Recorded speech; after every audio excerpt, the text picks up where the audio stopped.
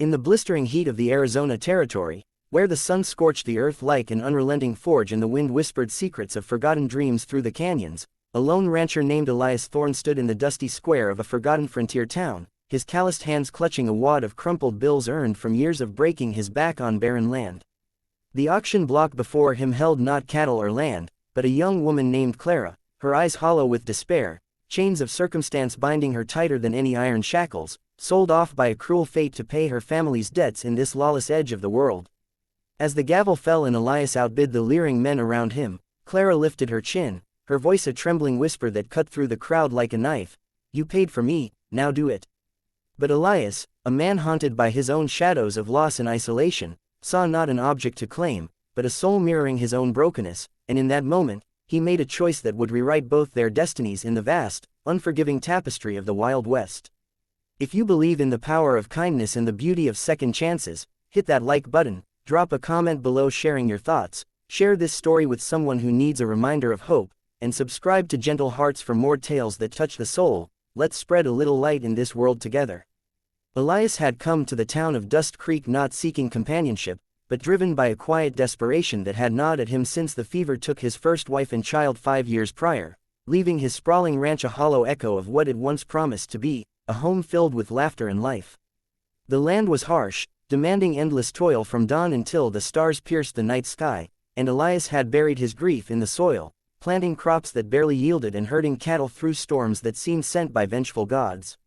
Whispers in the saloon spoke of the auction, a grim tradition where debtors' kin were bartered like goods, and something in Elias stirred, a flicker of the man he used to be before sorrow hardened his heart. Clara, with her tangled auburn hair and freckled skin burned by the sun, had been thrust into this nightmare after her father's gambling debt swallowed their small homestead. She stood there expecting the worst, her spirit frayed but unbroken, bracing for a life of servitude or worse in the hands of whichever brute claimed her.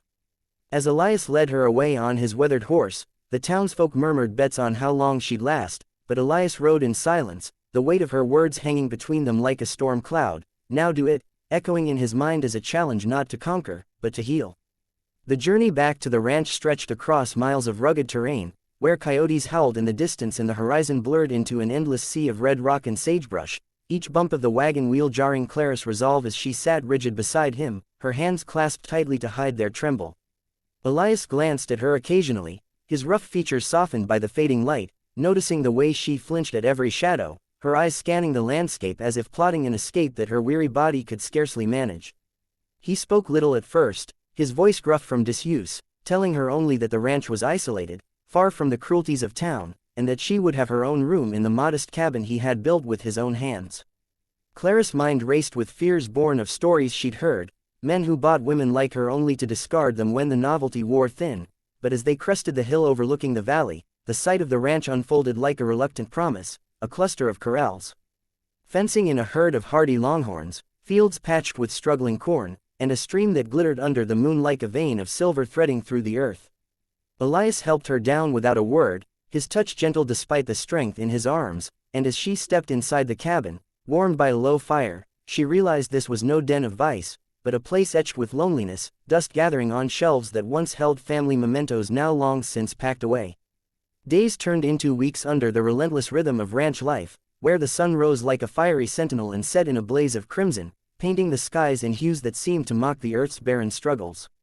Clara awoke each morning to the sound of Elias chopping wood or tending to the animals, his broad shoulders bent against the wind, and she found herself drawn into the work not by force, but by necessity. The land demanded it, and in sharing the burden, a fragile thread of understanding began to weave between them.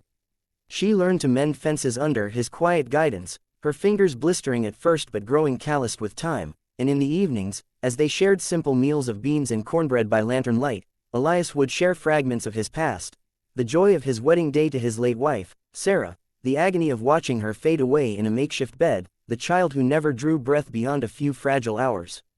Clara, in turn, revealed her own scars, the betrayal of a father who gambled away their future, the loss of her mother to illness, leaving her adrift in a world that valued women as little more than chattel.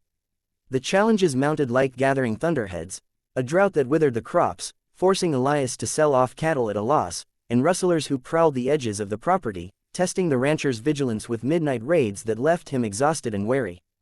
Clara struggled with her own demons, the fear that this kindness was a facade, waiting for the moment when, now do it, would be demanded in earnest, her nights plagued by nightmares of escape across the unforgiving desert, only to wake and find Elias sleeping on the porch, rifle in hand, guarding against threats both real and imagined.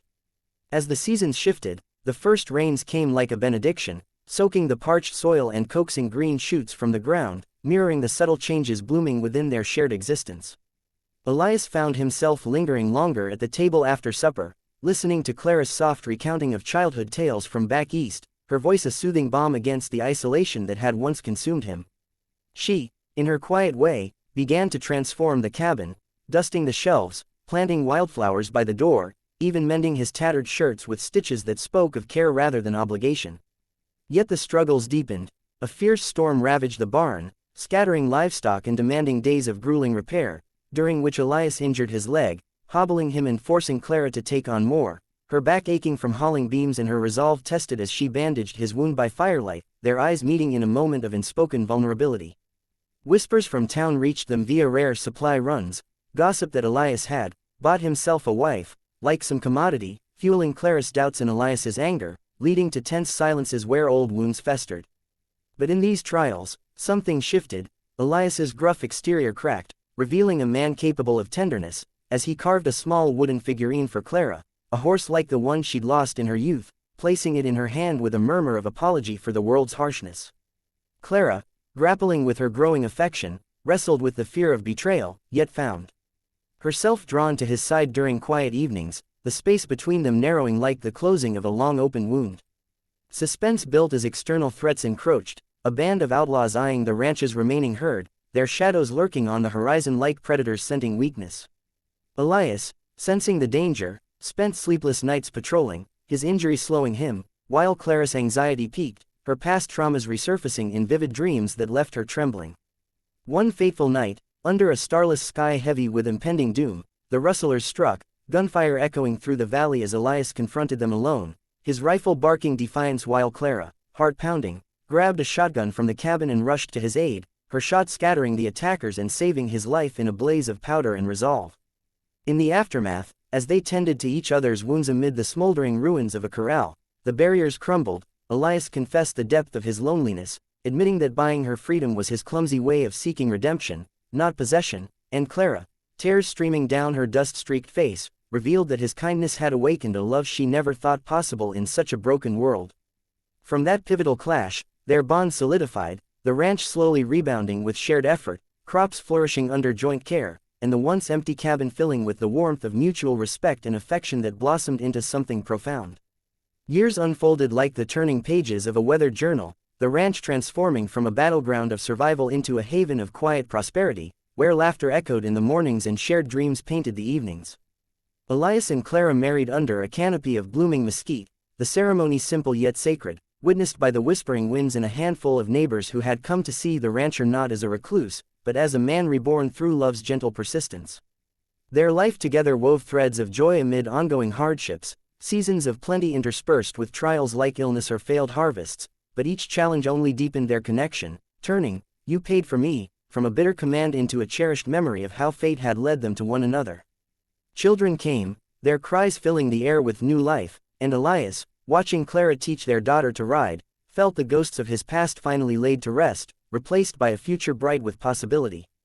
In the golden hues of sunset, as they sat on the porch overlooking the valley that had once seemed so vast and empty, Elias would take Clara's hand, their fingers intertwining like roots in fertile soil, a testament to the enduring power of compassion in the face of adversity. If this story of redemption and unexpected love has touched your heart, stirring emotions that remind you of the beauty in second chances, please like this video, share it with those who need a spark of hope, and subscribe to Gentle Hearts. Your engagement means the world and helps us bring more such tales to light. Before we wrap up, I'd love for you to comment below with the line, "Kindness changes everything." Let's fill the comments with that reminder and see how it inspires others.